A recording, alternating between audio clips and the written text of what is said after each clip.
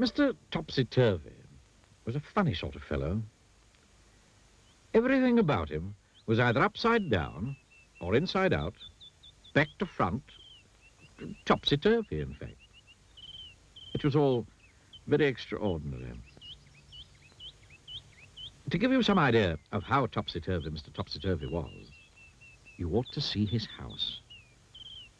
The front door is upside down to start with, and the curtains hang upside down at the windows. And just look at that chimney pot. All very extraordinary. Inside is the same. Just look at that clock standing on Mr. Topsy-Turvy's mantelpiece. Isn't that the topsy-turviest clock you've ever seen? And just look at the way Mr. Topsy-Turvy reads a book. Not only does he read it upside down, but he starts to read it at the back page. And just look where Mr. Topsy-Turvy puts the stamp when he sends a letter to somebody. You ever seen anything like it? Now, this story is all about the time Mr. Topsy-Turvy came to the town where you and I live. Nobody's quite sure how Mr. Topsy-Turvy got there or where he came from. But he did arrive because somebody saw him getting off the train.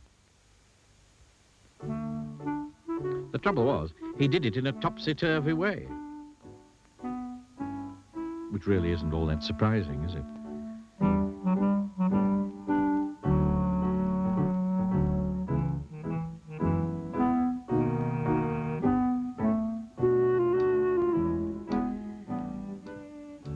Mr. Topsy-Turvy went to a hotel to find a room to spend the night.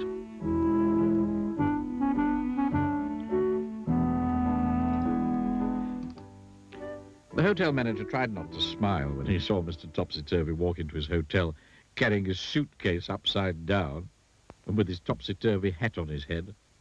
"Good afternoon, sir," he said. "Can I help you?" Now, something you didn't know about Mr. Topsy-Turvy is the way he speaks. You see, he sometimes gets things the wrong way round. "Afternoon, good," said Mr. Topsy-Turvy to the hotel manager. I'd room alike."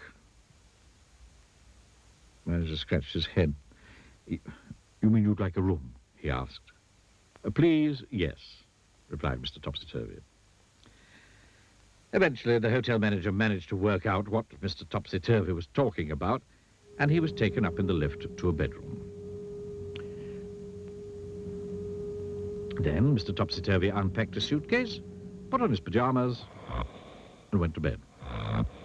He was rather tired after travelling from wherever he'd come from. The following day, Mr. Topsy-Turvy went round the town. But what a fuss his going round the town caused. He took a taxi from the hotel, but so confused the taxi driver trying to tell him where he wanted to go, the poor man drove straight into a traffic light. "Oh, dear," said Mr. Topsy-Turvy. "I am sorry, very." Then he went into a big department store in the middle of the town. Walked up to one of the counters. "I'd like a sock of pears," he said to the lady behind the counter.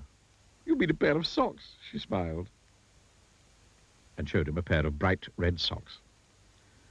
Mr. Topsy-Turvy put them on his hands. Then he tried to leave. But being Mr. Topsy-Turvy, he tried to walk down the up escalator, and all the people who were going up the up escalator all fell over themselves. Oh, it was a terrible topsy-turvy jumble. That day, Mr. Topsy-Turvy did all sorts of topsy-turvy things.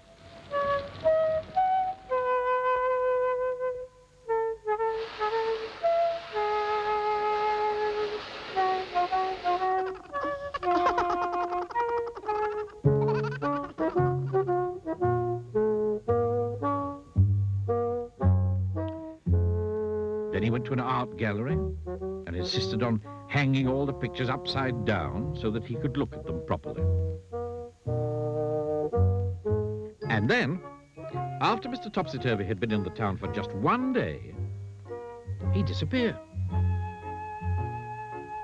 Nobody knew how he went or where he went, but he certainly went because he wasn't there anymore.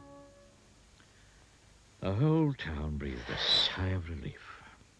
But what the town discovered, even though Mr. Topsy-Turvy had left, was that everything was still topsy-turvy. "Read all it about," shouted the newspaper sellers. Instead of shouting, "Read all about it."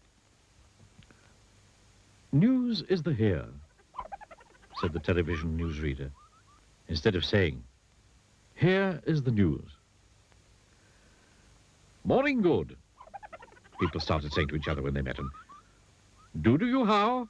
instead of "How do you do?" Everybody was talking topsy-turvy.